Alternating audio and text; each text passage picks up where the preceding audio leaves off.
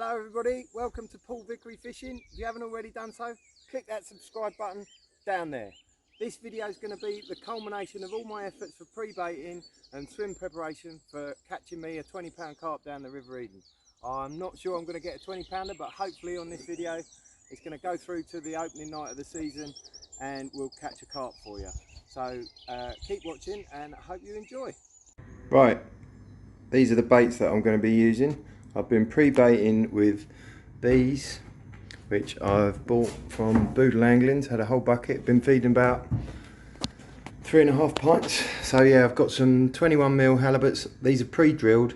I've got the pre-drilled just because I find a bait stop the most versatile thing rather than the band. I'll probably have one rod on with a pellet band and just use these little 11mm that I've been feeding.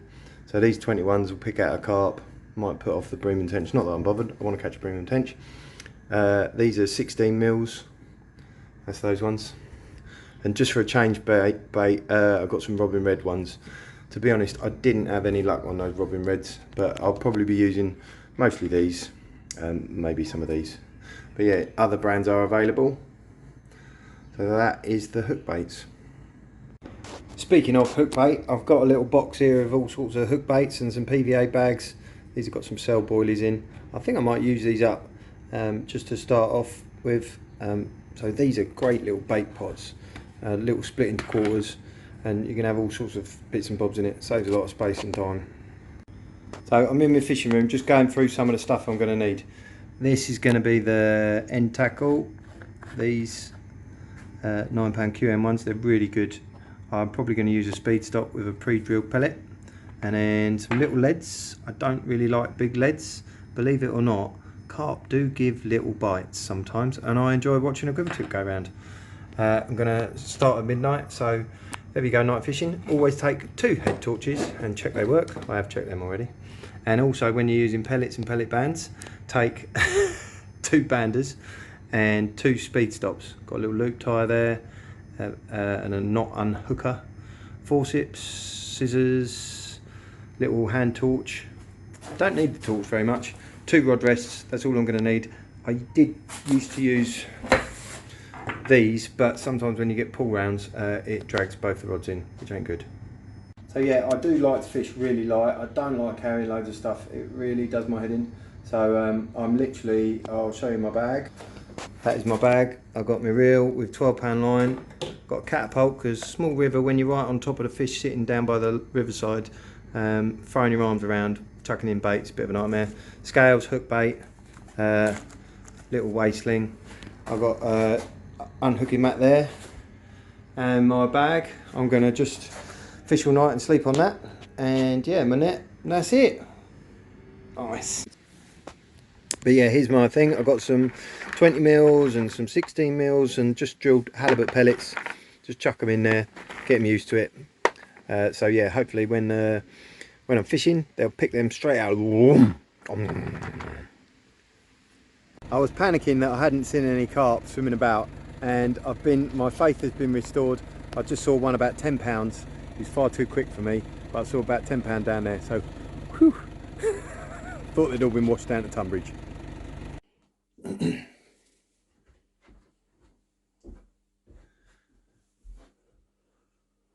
Right, this is the end tackle I'm going to use. I haven't had this out for a while, so I've got to get it used. These are Drenning rod bags, hold 2 rods and reels. God, look at the state of them. That's an abuse. Right. So yeah, these are, God, need to give them a wipe down.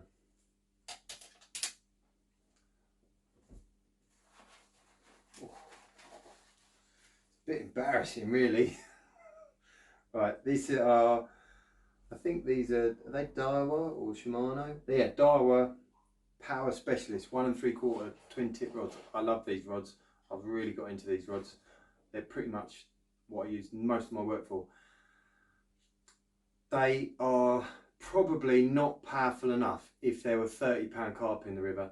There aren't, or I don't know that there's a 30-pound carp in there. There might be. Most of the carp I've caught are about 10-15 pounds. There might be a 20-pounder. So these 1 3/4 test curve rods with 12-pound line, 9-pound hook lengths are just about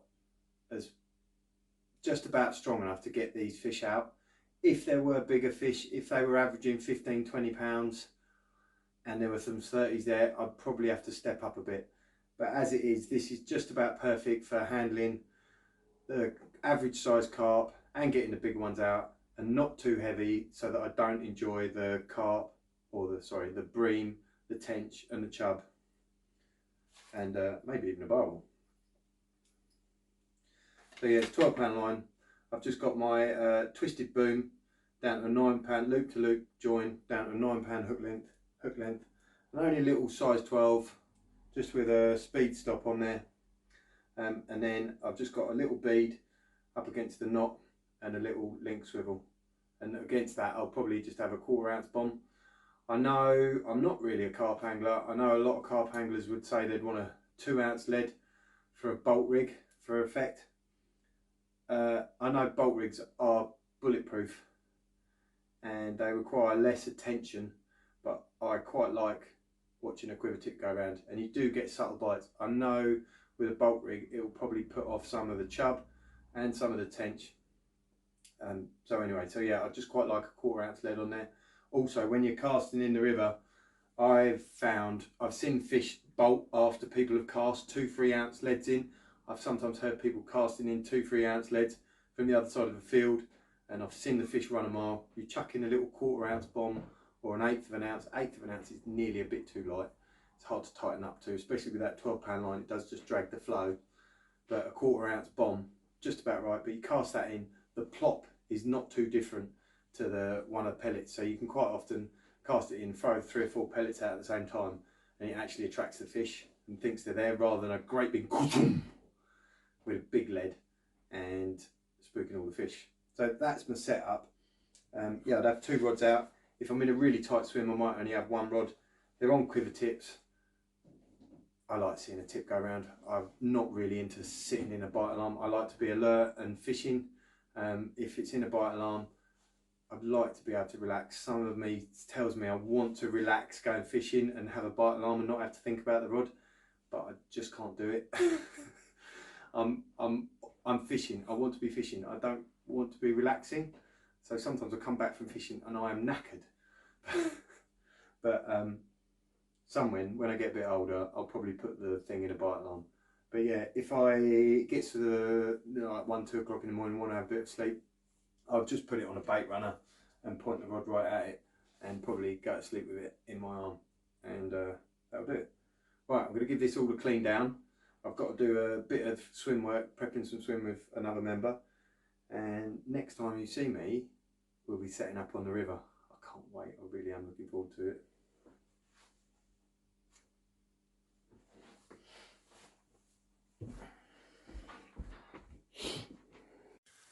So everyone, here we are, the night of the 15th. It's about 9:30, just getting all set up, got my head torch ready, got my unhooking mat out. Chris is here, he's brought down a Domino's pizza, the Meteor.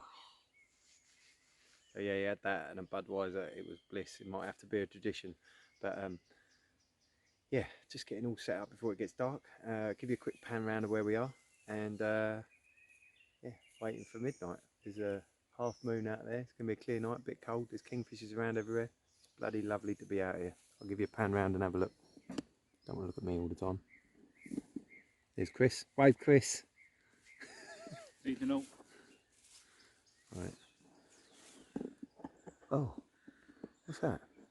I needed a wee wee.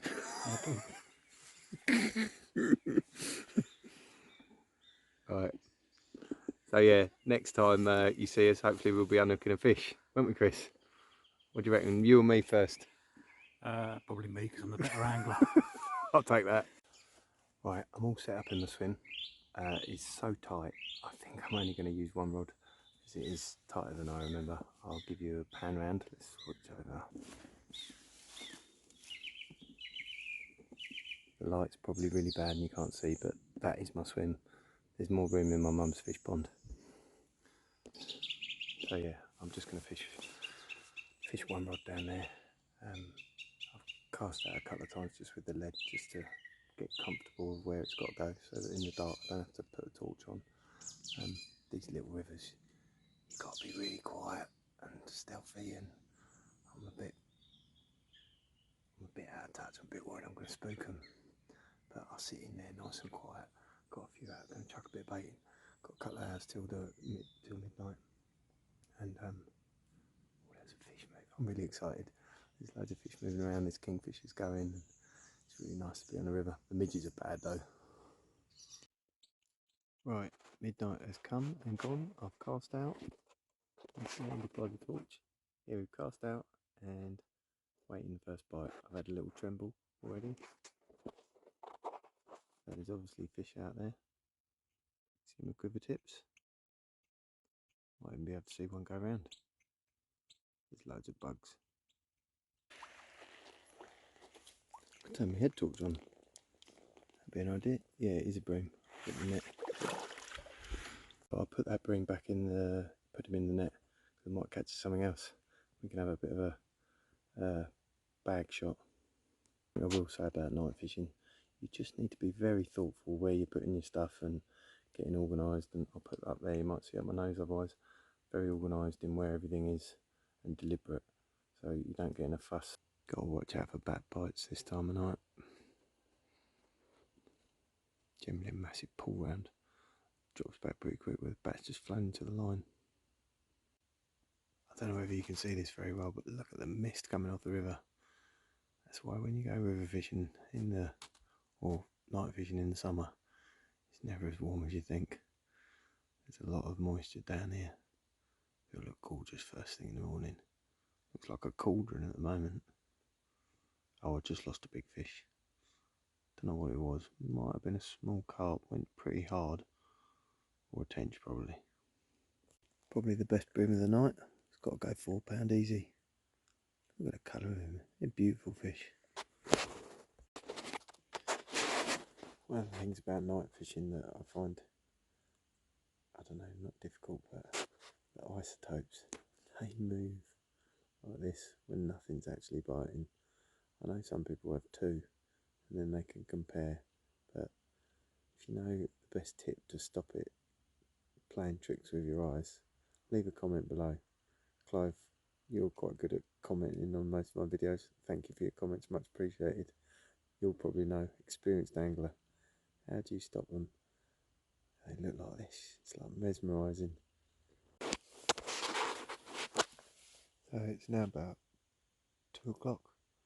Put on 21mm boilie, 21mm pellet, and a boilie. Trying to avoid the bream. Getting a bit sleepy. Probably look a bit of a state. It's getting cold. Wish I'd bought some gloves actually. Ignore that it's 30 degrees in the day. Bloody cold at night. Anyway, I'm really looking forward to the dawn. Seeing the sun come up. Might nod off in a minute. Put the bait runners on. Just wait for a screaming run. Well, we got one. Fantastic. I heard Chris's alarm go. Oh, nearly trod on his rod. What a pretty picture. Right, I'm going to set the GoPro up whilst we unhook it and do some pics. Posterity then, Chris. He's got a big old belly on him. Oh, and the carp. Yeah. Fantastic.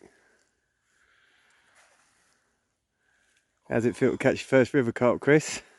Pretty good. Yeah. Not a bad first on.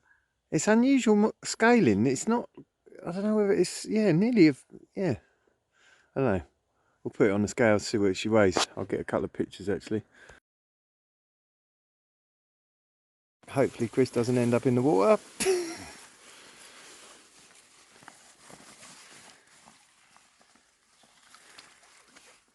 Here we go. See off. They do weigh heavy, I think. I'm sure it's something to do with muscle being heavier than. Yeah, there he goes. There she goes. Yeah, it's off.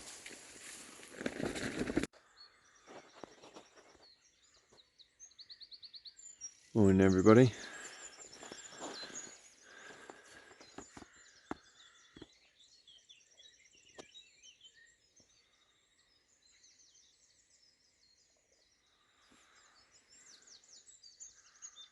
It's quite nice here this morning.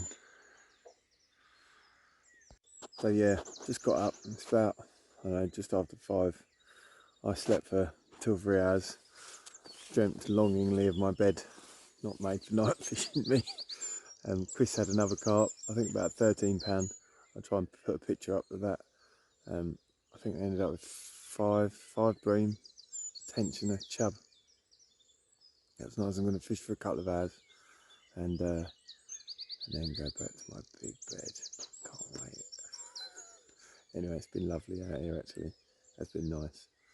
But yeah, Chris has caught all the carp. Oh yeah. Pardon me.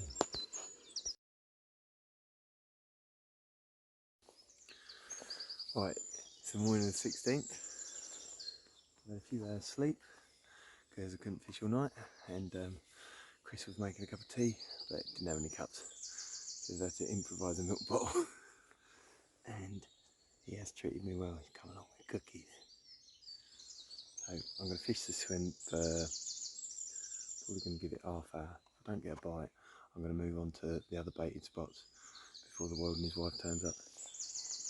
Which, to be honest, I don't think they will. Yeah, I'll give you a pan round. Like now. Where's the water? Oh yeah, there's a little bit there. That is my swim. Proper bird cage. Anywho,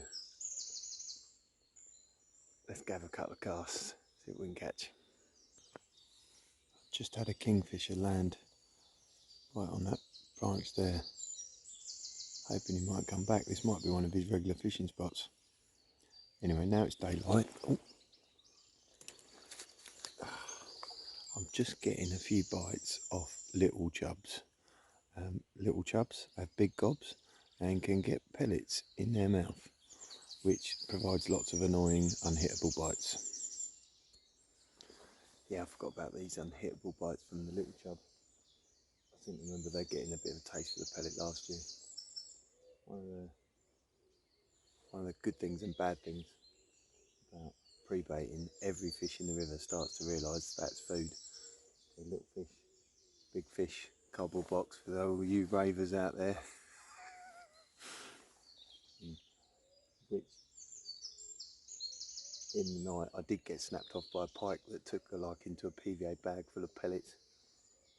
Chucked it in, went round straight away, and then this pike jumped out of the water and snapped me off.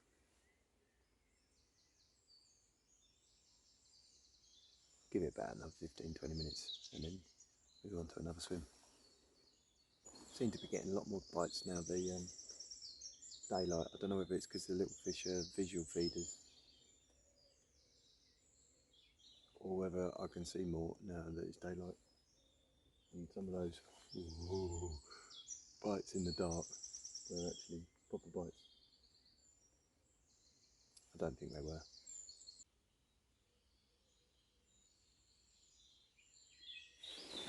Bollocks.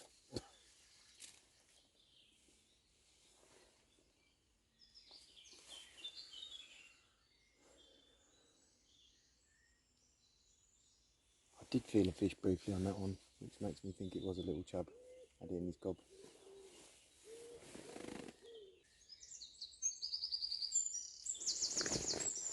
Oh, how'd you miss that? Did you see that? Oh my god.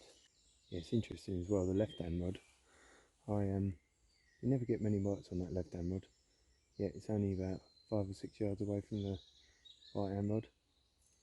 I remember watching a video about winter carp fishing for matches, like with pellet cone and straight lead, by Will Raisin, and he was advocating standing up over your rods and not having them on your lap, just for the elimination of line bites, so that you don't strike at line bites and spook fish before you catch one.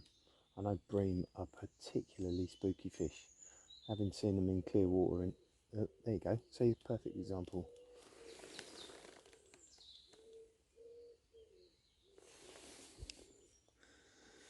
Yeah, Bream being and again, and another line bite. See, there could be loads of bream down there, or just a carp swinging his big tail around. They're big fish. But yeah, having seen the bream in clear water on the Stour, how spooky they are. I was casting baits at these bream, and they'd run a mile and spook all the other fish. You cast a bait at a chub, it'd either take it or it'd totally ignore it. It wouldn't spook. And the barbel, they were the same, albeit they wouldn't take it. They were like ghost fish, a bit like mullet. I don't know whether anybody's ever any experience of catching mullet or fishing to them. I remember in the parlour pool in Christchurch, fishing for mullet, spending an afternoon trying to catch these bloody things, literally dropping bait on their nose. I could see it hit their nose and roll off their face, and they didn't even move, like they weren't even there. So yeah, I'm going to stand up, just give it a bit of time, wait for that rod to stay round. Something else I'm going to change back to, I'm going to go back to a, whether you can see that, where's my finger, come back out and up and across. I'm going to change back to a band.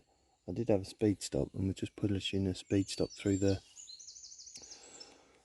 pre-drilled pellets, and using it as a bait stop, but it wasn't holding them very well, so I think I might pull that through and then wedge it with a bit of grass, because a couple of times the pellets dropped off just as I've gone to fish. So if those little chub are having a pull, they could well be pulling that off. I'll bring that in now and change that. Something I really would advocate about doing when I was back in match fishing days, if you think it, do it. If you've got a suspicion that something's not right, trust your instincts, do it straight away. Like that speed stop thing, and just, oh, I think I need to shorten the hook length, or I need to change the hook size, anything like that. It's amazing how just little differences, little tweaks make a big difference.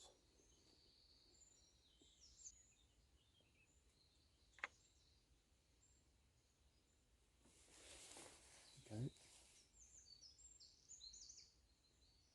that's quite a persistent bite, that is. Got it. It's a Bream. See, that just kept persisting, that one. It's a nice Bream.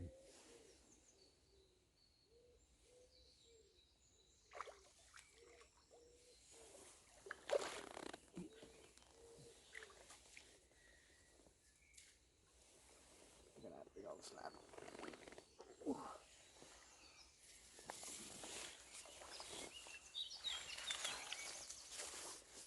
Really nice clean fish.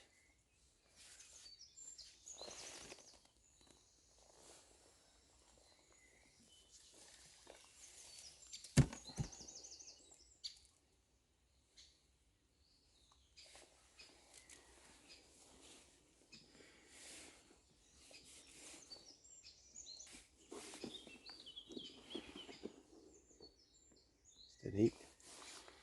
Yeah, that's a lovely Bream. Look at that. What a beautiful fish. Really nice. Quite pleased with that one.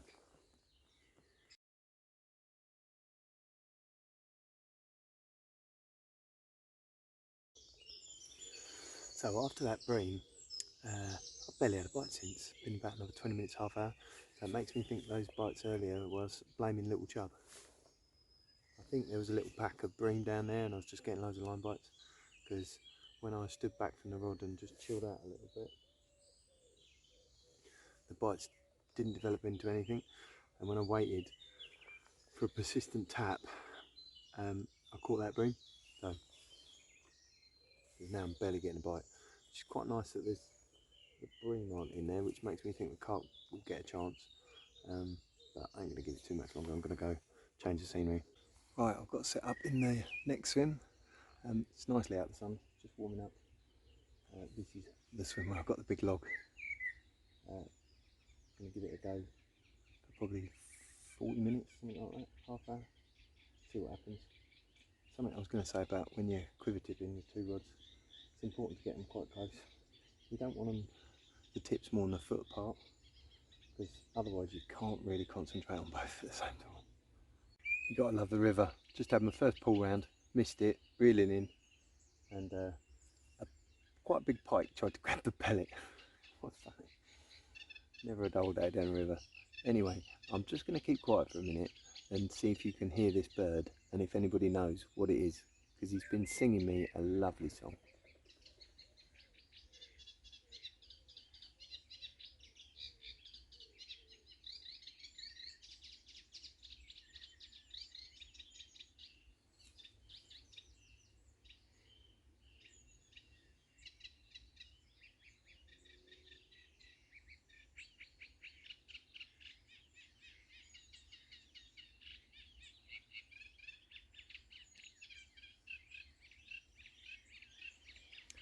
He's not quite as loud as he was earlier, but if any of you guys know what bird that is, leave a comment down below.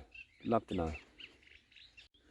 Just saw a bream come up to the surface and take a fly off the surface. Quite a nice sized bream. People say bream are bottom feeders. I've seen bream taking stuff off the surface before. I've caught bream like 2 inches deep. Never caught them on bread, but yeah, they're funny fish. There was that bream again, right on the surface. Just thought I'd move the camera around so that you guys would be able to see like the pike and the bream. Let's chuck some pellets in. See if we can tempt him to get down on the bottom.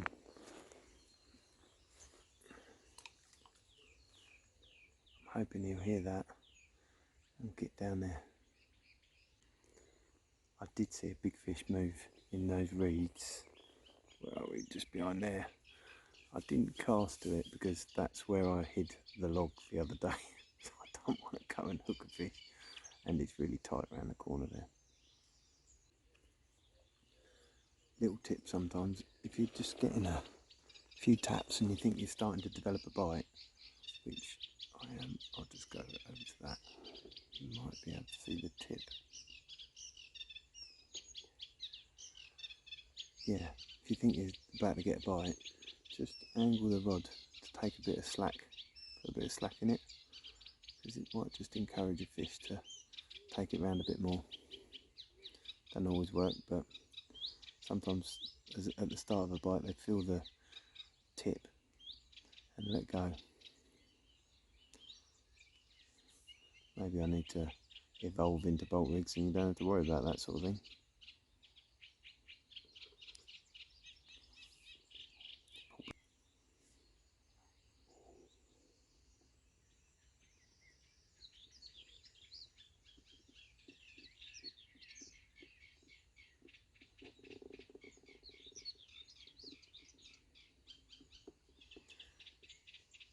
It is lovely down here, I must admit. Yeah, any of my non-fishing friends who have got to this far in the video, because I think it's going to be quite a long video, take up fishing. It's so good for modern day stresses and strains. I've got a feeling, I read somewhere on Facebook, it started to be prescribed on for anxiety by the NHS, which I can see that because I've had a bit of anxiety myself, and it was a few years ago and I was fishing and it was like a physical feeling of weight lifting off my shoulders. It was quite bizarre, just as I was in Bowwitch Reservoir, and it was bliss. But yeah, this sort of thing, you don't really worry about any of the world's stresses. Turn your phone off. What could be better?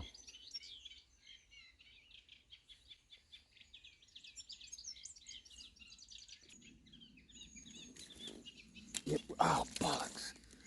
Shit! I was just getting a bite on the other one, and then that one went round, and I connected for a minute and then lost it. The other one stopped going round.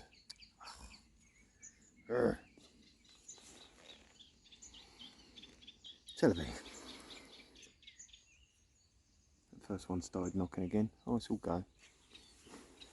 Leave that on whilst I find another pellet. Oh, there was a big fish just right over there.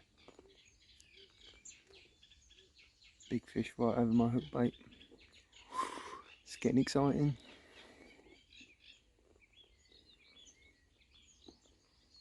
Surely it's only a matter of time till I catch one.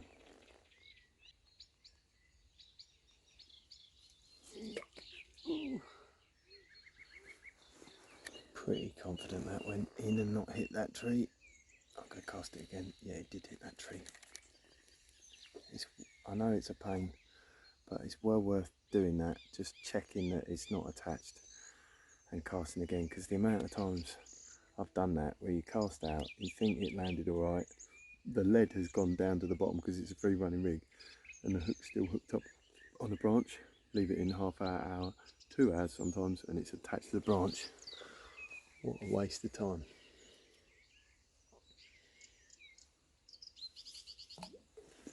It's a bit short, but it's a tight hole. Don't want to be popping in there too much.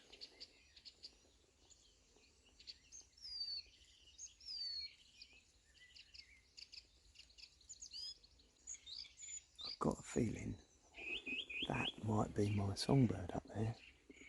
Don't know whether you can see him. Where'd he go? Oh, he's buggered off. He looked like a, I don't know, looked like a big finch with a black cap. If he comes back, I'll have another go at him.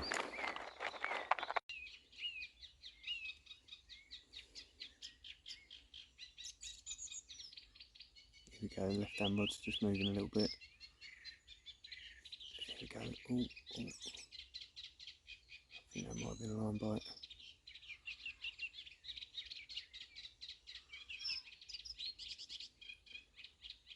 Got to not be too keen.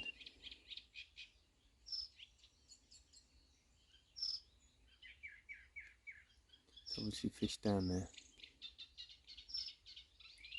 I think what I might need to do is either PVA bag it or method feeder, just to really concentrate the fish. There it goes again. Let's go in. That's a pretty consistent note. Because there's obviously fish down there.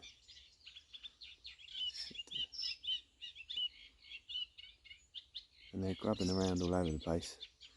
Maybe if I don't loose feed anything and then just fish the method or a bag, there's only one place they're going to go. Might be a better bet. Might pick out the carp as well, because carp tend to be bully boys. If there's only that bit of food going in, they might be the first ones to it. Big pellet. Missed it. Oh.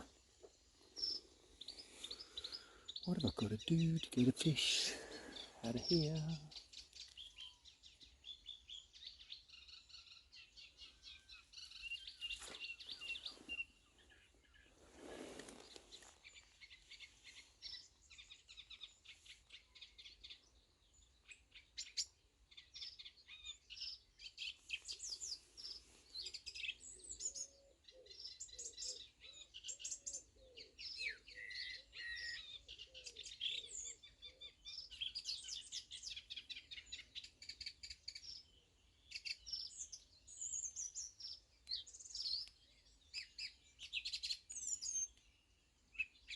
Goes again, boing, boing, boing.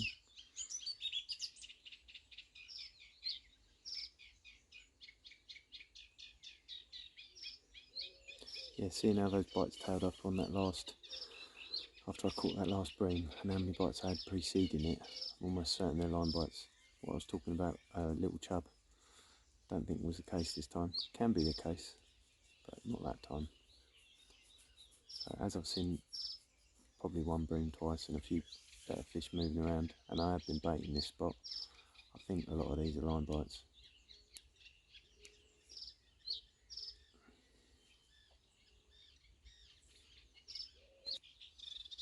There's something knocking those reeds down there, something quite big. I did just see a big fish moving in up there. Look, look, look, look. See? You see that one to the right?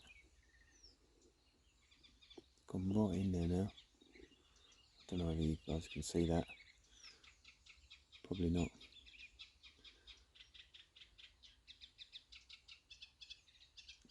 doesn't take a big fish to move reed, so you only need a little rud whacking against it. One of the things I enjoy about fishing is working out a plan and evolving it until you get it spot on. The method feeder is coming more and more to my mind, seeing how many line bites I'm getting. Absolutely tons and tons and tons, just trying to focus the fish on one spot. I'm getting tons of line bites. Yeah, thanks to Rob Shannon, he put me onto the method feeder. He whooped my ass down here last year. I took him down. I'll take you down the river, catch a river carp. I think he had 3, might have even had 4. I think I had 1, and he was fishing the method, and I was just getting bored of fishing down the river for carp at that point, so I didn't really do it again. But I think it carries a lot of merit. Don't loose feed any pellet, just feed a big method, all the pellets through, some scalded pellets on that, and then maybe even like, I think Rob was using like 3 8mm pellets on a short hook rint, 3 or 4 inch hook rint. We'll do something like that. I think that might concentrate these fish. I'm sure I'll still get line bites, but it might just concentrate them. The other one is a PVA bag, might do that. The bolt effect of a method might outweigh the PVA bag. I don't know, what do you guys think? Do you reckon PVA bag or method feeder? PVA bags, I don't know, no, it's not easier. We've got Sculpton, but I don't know. Leave a comment, see what you think. The other thing I think I need to do is bigger hook. Only got size 12, which was working fine for me with last winter with 10mm meat. Oh, kingfisher nearly hit the rods. Yeah, with 10mm meat, but I think for these pellets and stuff, I think I need to be at least an 8, if not a 6. Being a matchman at heart, I don't like using big hooks, but yeah, I need to have a bit better hook up if I'm going to use a big 20mm pellet. You can't put a 12 on a 20mm, ridiculous. I've finally hooked into one.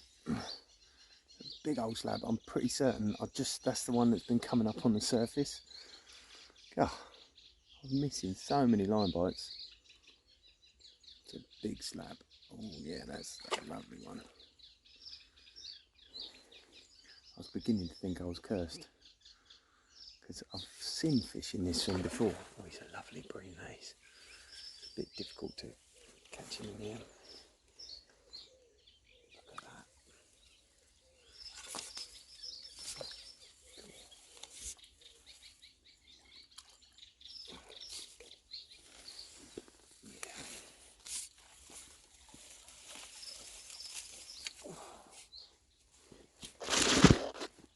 That is quite a big bream.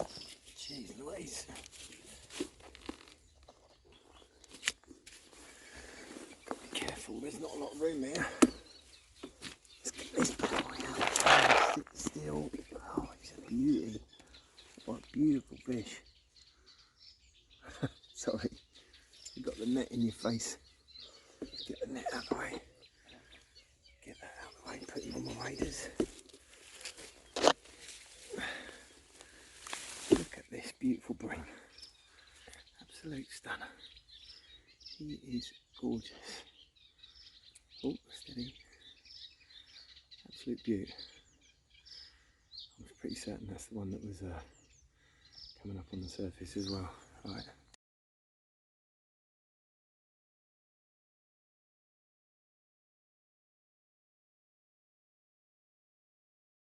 Right, we've got another fish. I don't know what this one is. I think this might be a tench. It's going pretty well. No, it's another bloody great bream. A big bream down here. Jeez Louise, that's even bigger than the last one. Should probably put these on the scales.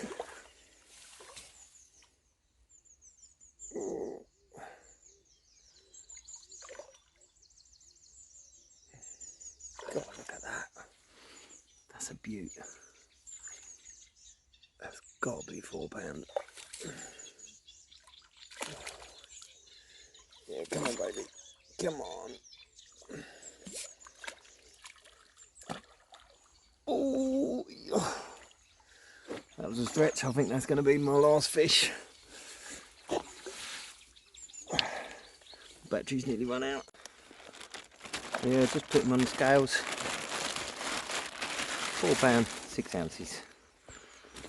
So, don't care. I know a lot of people don't like bream. I'd like to have caught a carp today, but £4, 6 ounce bream out of the river, and they are stunning fish. I mean, look at them. You get that in the flow, and away he goes. Right, I'm all done for the day. Hope you enjoyed the video. Please like and subscribe, and comment on the questions that I've asked. I've really enjoyed making this video. Could have been a long one, so if you've made it to the end, well done you. Cheers guys, see you later.